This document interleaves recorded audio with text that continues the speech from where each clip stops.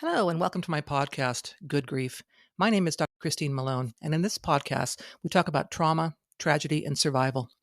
In each episode, I will interview someone that has gone through grief in some way, and we will discuss the impact it has had on their life. By sharing these stories, we hope that others won't feel alone should they be going through similar situations. Enjoy.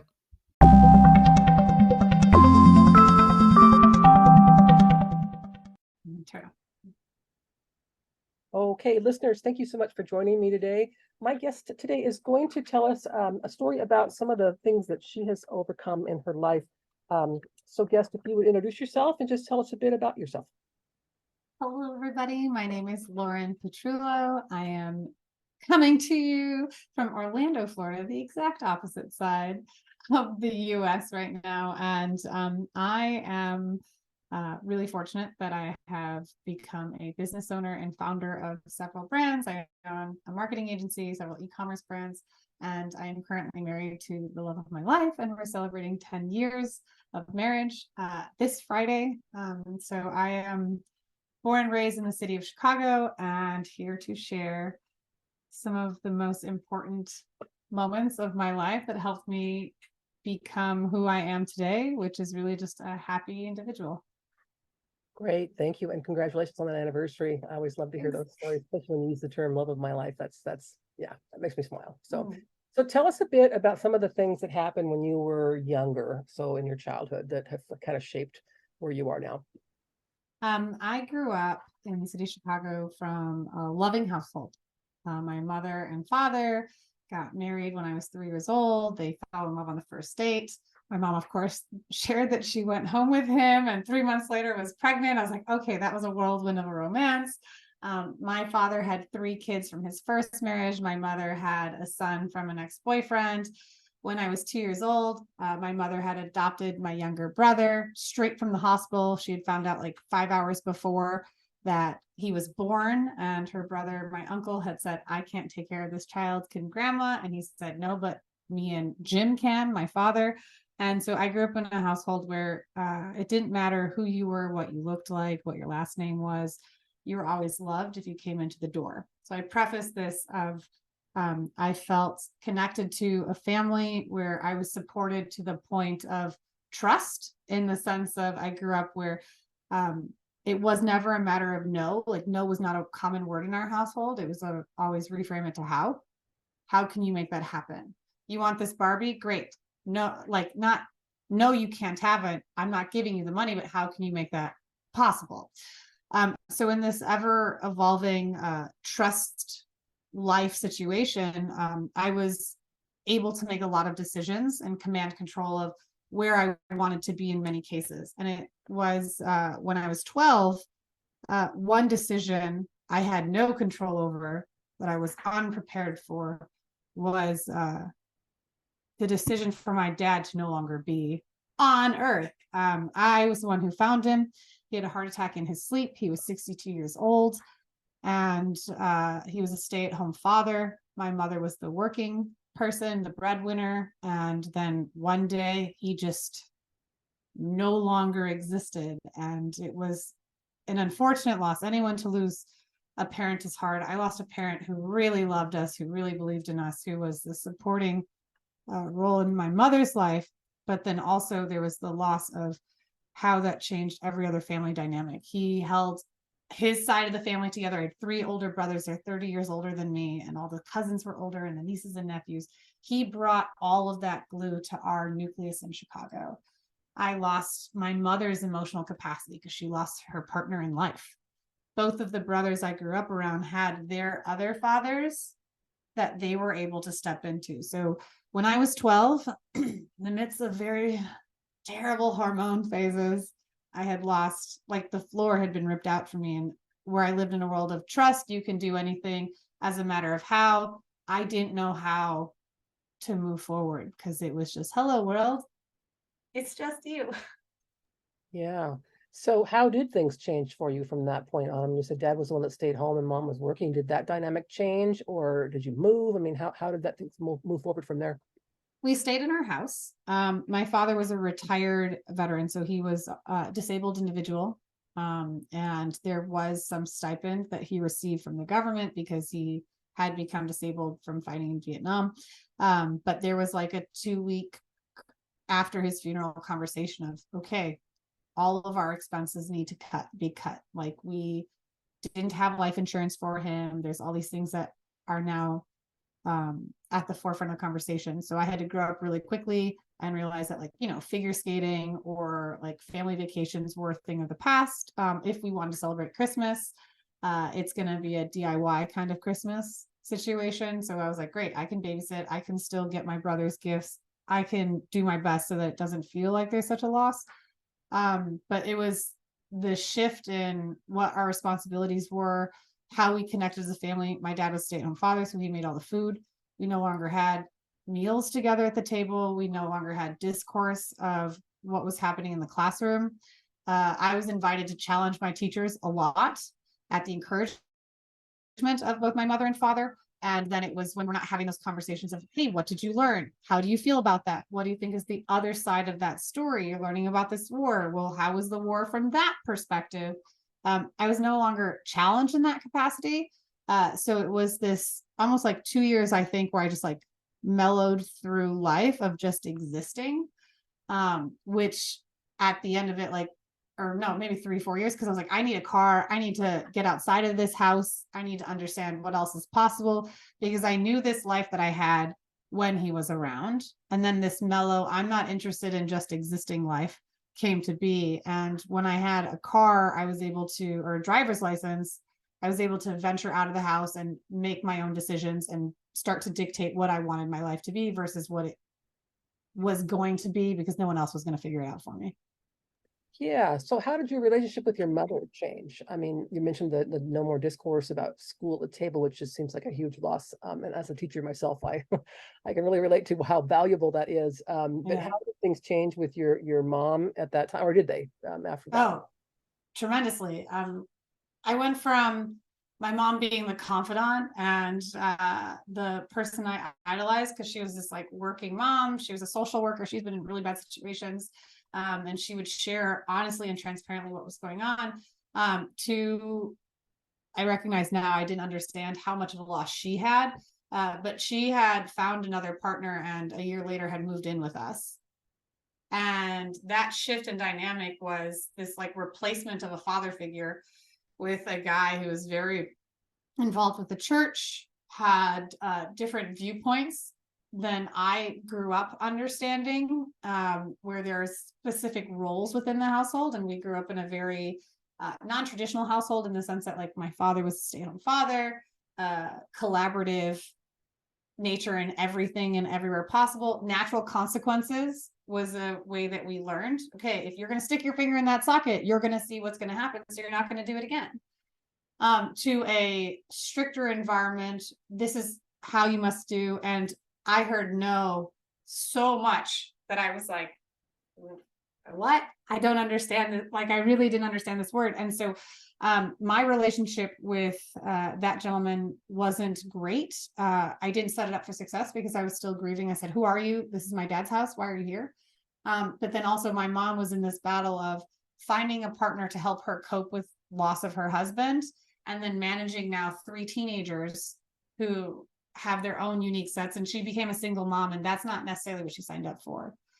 So we had a very strained relationship, so much so that 3 days after I had turned 18, I was still in high school, had another semester left of class. It was during winter break. I was told that my place at home was no longer one that I was welcome back in, and was given a bag and said to leave. And I moved into a friend's basement. Fortunately I had a car. Like, I recognized the privilege that I had. Like, I had a car. So I had a place to keep my stuff. I had a place to sleep.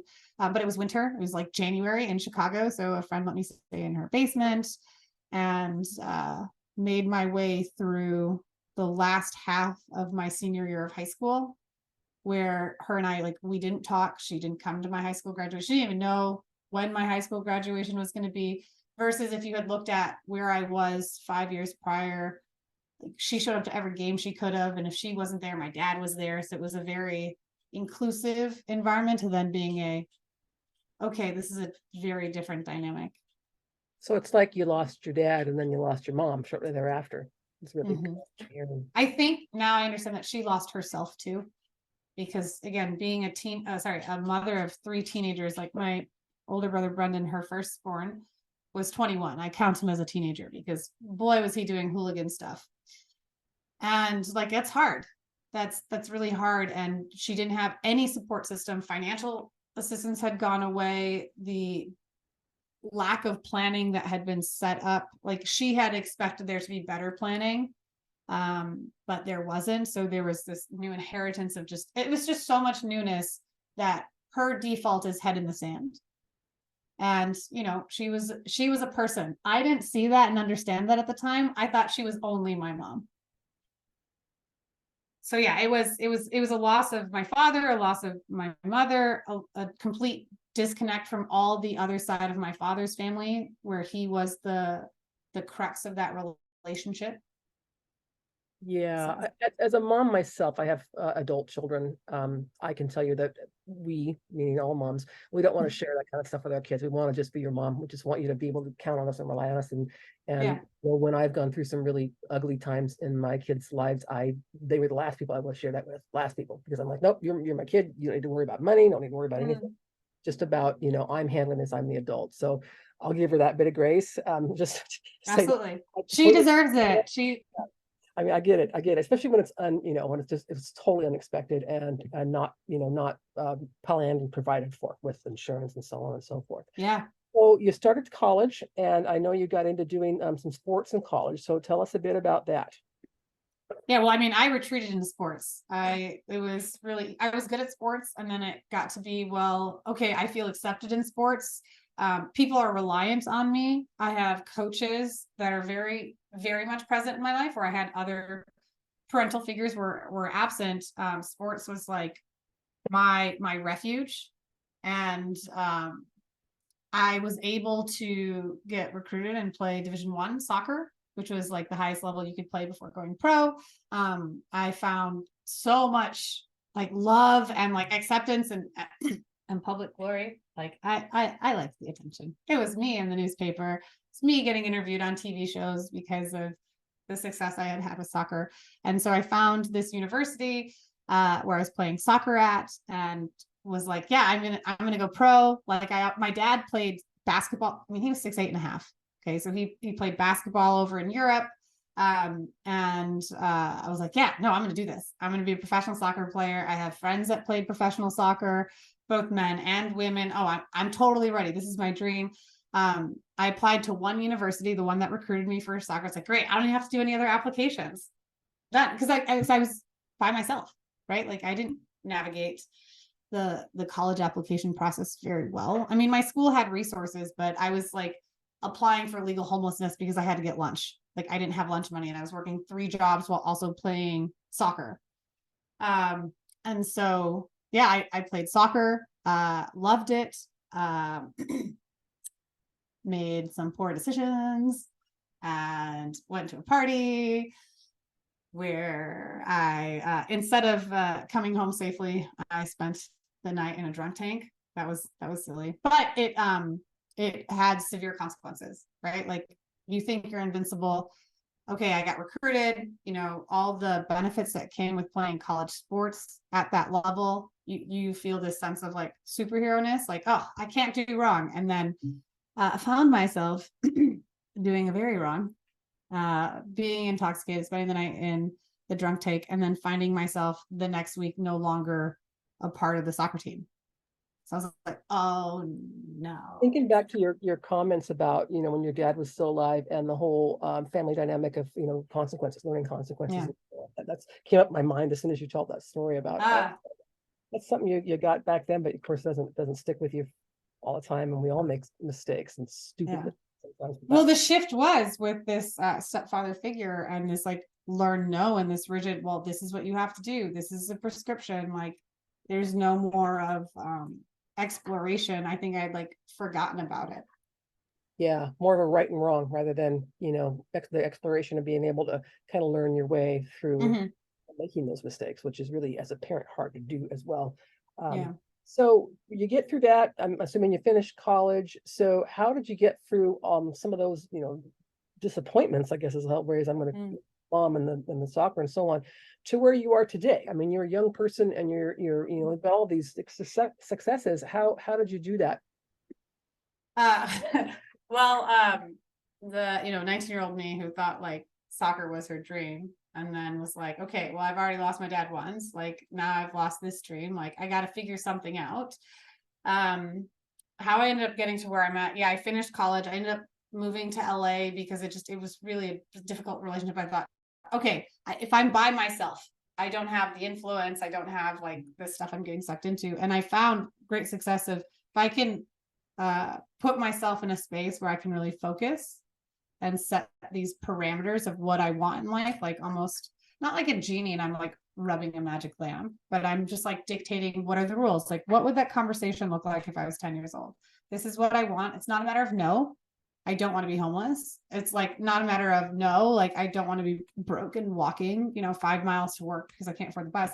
It was just like, hey, if you want this, how are you going to make it happen? So it had this like reconnecting back into like who I was, who I would have been, giving grace to those in my life who also struggled. Like, they're the main characters of their story.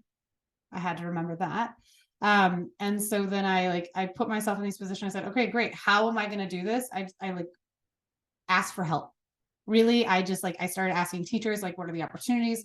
Okay, the soccer dream fell through, but what else makes me really happy? And start from there. Because I remember when I was 5, and again, that Barbie story, my dad said, great, you can absolutely have the Barbie, but how are you going to pay for it? And he asked me, what makes you happy? Let's see if there's a way that you can make money off of that. And at the time it was drawing.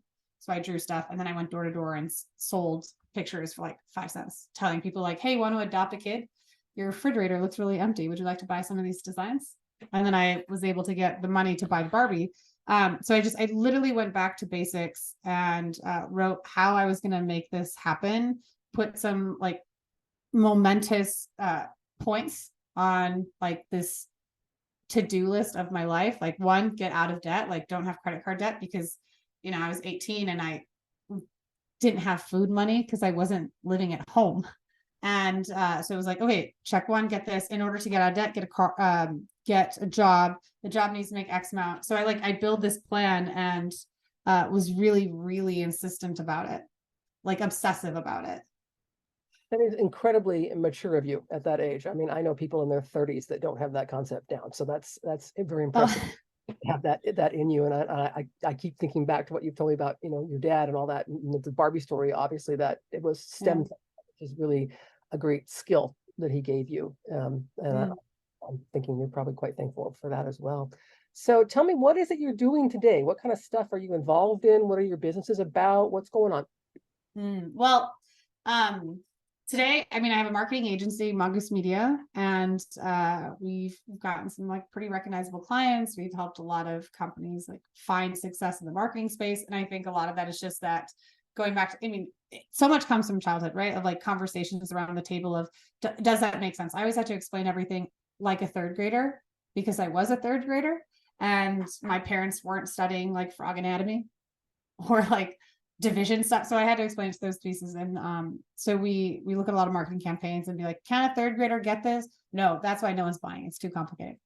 And then I have a few e-commerce brands. Like one is this brand called Asian Beauty Essentials. Fun fact, Vietnamese was actually one of my first languages. My dad fought in Vietnam, who's stay-at-home dad. So he spoke to me in Viet. And now I sell Asian beauty products to individuals around the US. And then I have like a swimwear brand for babies. And like right now and today, I will give credit to like, not only did I have like great conversations, I did have really good leaders. Like my father, he advocated for disabled rights of veterans in Illinois. Like he helped hundreds and hundreds of families get access to medical and benefits that they were without because they were disabled vets from Vietnam and had no resources. My mom, her and a few of her friends made it legal for women to wear pants in Illinois, right? So like, she was born in 1944, my father 1940. It seems incredulous to think that it was illegal for women to wear pants, but she was like being threatened to like not have her job.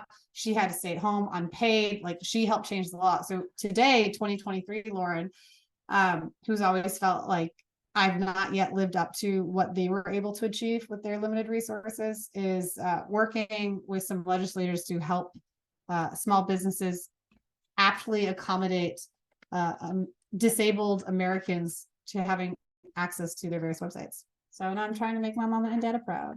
I love that. I had a disabled son. My son that passed away was disabled, and during his life, and since then, I have become quite the advocate for accessibility and so on. And one of my earlier stories was when my son was about 2. I took him to the local mall for pictures with Santa, and the Santa stage there were several steps to get up to Santa's stage and no ramp. So Oh how no. am I supposed to get my son up there? Lift this wheelchair. So Santa came down and had his picture taken with us, down below, and the staff was all like, "What do we want to do?" And I said, "Well, you don't make it very accessible for kids that can't walk up those steps." And the very next year, we went back to the same mall, and Santa had a ramp. So those kinds of things just make you go, "Oh, thank God, somebody else came along and was able to wheel their kid up that ramp and not thinking anything." Yeah. Or the parent. My dad was in a wheelchair. Exactly. It's like, if not for that, you just paved the way for other people. So it's a thing I'm quite passionate about as well. So I'm loving that you're doing that. So is there anything else you'd like to share with our listeners? Before we go, you've had some great things to share. So anything else you want to add? Well, I mean, AsianBeautyEssentials.com is the e-commerce store. So if someone is listening to this podcast and maybe they're reconnecting with their parent, I will say that when I lost my dream of being an athlete, a pro athlete, and had to make the call to my mom because I was in jail and needed bail money, it did start that conversation. So we're at a place where now she comes to visit me in Florida every year, which was something I would never have believed. It is really nice to relax, and we have a 20% discount if you want to use Good Grief, and you can get lots of face masks because it's really for me. It's part of my routine of when I have a stressful day, like I'll put on a face mask and like binge watch a show on Netflix. Yes. Well, we're going to definitely get the link to your website when we post this podcast, so that people can find you and your website and your products and so on. But having just gotten over or kind of the ends of getting this cold, I think I should be wearing a mask more often myself. So there you go. All right. Well, Lauren, thank you so much for joining me today. I hope you have a wonderful rest of your day. Thank you. You too. Thank you for listening to this episode of Good Grief. To hear more about my personal story, please pick up a copy of my book, The Day I Became the Spider Killer, a memoir of trauma, tragedy, and survival, available in paperback, Kindle, and Audible via Amazon, Barnes & Noble, and other online book retailers.